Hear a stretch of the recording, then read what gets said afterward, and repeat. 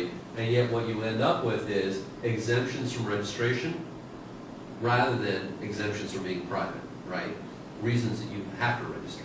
And then you end up with these very broad things. You have transactions by a dealer, transactions by any person other than an issuer. These are the types of things that they just sort of threw out there. All right, well, these would be situations where you wouldn't have to register, but very broad and ill-defined. Okay? And so what ended up happening was, after many years of these things ending up in court and the SEC really not being a very big help on whether or not you had to register or you didn't have to register. Remember, like any agency, the SEC wants people to be registering, right? So they didn't want to help clarify the Securities Act of 1933. But ultimately, in 1982, you did get what's called Regulation D. And a regulation is like a rule, okay? And what Regulation D did is Regulation D added specificity as to exactly what the exemptions were, okay?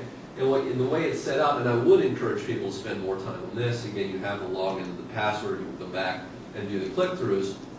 You have, in Rule 501, you have some of the terms that are less ambiguous. You have some of the conditions in 502. In Rule 503, you have Form D, which is the form that you're actually required to file with the SEC when you're doing a private transaction. So another one of the annoyances is, let's say that you and I do our little helicopter company over there, and let's say that we're gonna raise I don't know, $100,000 or $400,000 to go buy one of these helicopters. We're going to do it legit now. We're going to tell the guys that we're going to get a Robinson, and we're only going to raise $400,000. We still need to file Form D with the SEC to tell them that we're doing a private transaction. So even though you're not covered under the Securities Act of 1933, you need to file a form because you are doing a securities transaction, and you need to file Form D in order to show that that it is exempt. If you take a look at this, one of the first things you'll notice, they're very nice up here. They've had the Office of Management and Budget go in and tell you how many hours it will take to fill out this form, right? So it's going to take you 16 hours to fill out this form. And if you flip through it, I mean, it's not egregious. I mean, certainly there have been, worse forms, and it's not like Form 1040, you do your taxes on it. I don't know how many hours that the OMB tells you it's going to take to do that. But this is the form. If you flip through it, you can see the different types of things that they ask you. And Form D is kind of a simplified version of Form S1. They're still trying to get the same information from you. But what the SEC will do is this will probably be on record somewhere. And if there's ever a lawsuit, they'll pull it out and they'll say, well, this guy claimed that he was exempt, but let's look into it. It's kind of like filing Form 1040 with the IRS, right? Now the IRS doesn't audit you. Well, but if they want to, they can come back and they see what you told them at the time. Okay? Now, here are the three ones that generally people are talking about when they're doing a private placement. Rule 504, 505, and 506. These are the three different exemptions for what are called limited offerings and sales of securities. All right? Now, if you take a look at Rule 504 and 505, they have caps on them. So if you're going to use 504, you can't raise more than $1 million. If you're going to use Rule 505, you can't raise more than $5 million. It should not be surprising to anyone in this room that generally people are using Rule 506. Okay, and Rule 506 allows you to do unlimited amounts of raises. Right? And so this is generally now what people are using, is Rule 506. Okay? Now, on the intrastate offering, remember I offered you the comment that since the Civil War, if you go back to the beginnings of this country, we were 13 colonies, right? The 13 colonies didn't want to be one group. We had our Articles of Confederation, and we had our U.S. Constitution, but still, we were 13 colonies, right? We grew up, and we had a big Civil War, where again the issue of states' rights reared its head, and every law that comes out now, or most laws that come out, have an exemption. If something's happening within state borders, I use South Carolina because that's where the Civil War started, but if you take a look at something happening within the borders of the state of South Carolina, the federal government's got no business being there. So if you are starting our helicopter company in Charleston, and we're raising money from our friends and family in the community, no need to file with the SEC. All right, Sam isn't going to come down to South Carolina and say, where's all those notes? You may need to file Form D, just to point out that if there is ever a question about this transaction, right, all the money came from South Carolina, but no, you've got your interstate operating exception, okay? And here is what's called the safe harbor, Rule 147. You hear this a lot in private equity transactions. Safe harbor. What does a safe harbor mean? The safe harbor is basically the SEC saying, all right, this has been talked about by Congress. Congress passed the 33 Act and the 34 Act. If you're just going to raise money from one state, you don't have to file with us, you are exempt.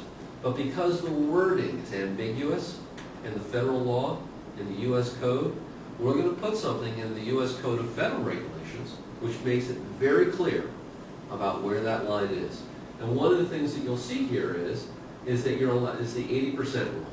So 80% of the operations must be done within the state.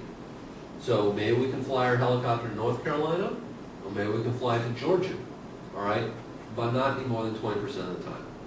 80% of our operations must be there. Now you'll see that even here there's some ambiguity. How do you define operations? Is it revenue? Is it profit? Is it cash flow?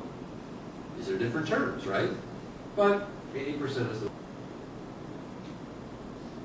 All right?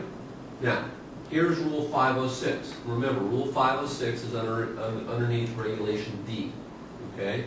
And what Rule 506 is also considered safe harbor. Again, right? It's clarifying exactly what the Securities Act of 1933 was saying. And what it says is, and this is what you're getting to, I think, on your $1 million question, it talks about accredited investors, okay? So in the 33 Act, it wanted investors that were sophisticated, right? That they knew what they were talking about, they had money to lose. These were people that really didn't need the protection of the SEC, all right? So what you will see here in Rule 506 is defining what an accredited investor is. And there are actually 8 tests of an accredited investor. If you hit any one of the 8, you're fine, okay? Now, you are allowed up to 35 non-accredited investors, which is just the way the rule was written back in 33, okay? Please keep in mind that back in 33, having $1 million was a lot more than it is now, okay? You walk around Midtown Manhattan, you probably can't swing a dead cat without hitting a millionaire, all right? But back in 33, there just weren't that many millionaires, okay? So they allowed you up to 35 non-accredited investors, okay? Now, watch this one here. Companies must decide what information to give to accredited investors, so long as it does not violate anti-fraud prohibitions. Remember 10b-5? Can't commit fraud, okay? Companies must give non-accredited investors disclosure documents that are generally the same as those used for registered offerings. This is a key phrase, okay? So if you're going to have non-accredited investors in there, you need to give them information similar to an IPO. This is where the PPM comes in. So the PPM is that information which is similar to a prospective D offering under Rule 5. Lawyer, 2 things. Number 1 is don't have non-accredited investors. All right? The guy who doesn't have a lot of money and loses everything when the private company goes bankrupt, he's the guy who's generally going to sue you. So don't have non-accredited investors. A guy's not going to sue you if he loses 1% of his net worth. But if the guy loses half of his net worth, he's going to be convinced that it's your fault, not his, and he's going to sue you. So most lawyers will tell you, number 1, don't have non-accredited investors. And number 2, they'll tell you to have a PPM. Now, if you read the reg, it tells you you only need the PPM for non-accredited investors. But still, they'll tell you to have a PPM. And it falls under the banner of, covering your options, right? Because you want to have something out there so that even if the accredited investor does sue you, you have something to go back and say, hey, look, we disclosed all the risks, right? We did our job. We weren't required to. We went above and beyond. And the other thing that Rule 506 talks about is you have restricted securities. So once you get unregistered shares, you can't trade them for 1 year, and in some cases up to 2 years. All right? And now we also have here Regulation A, okay?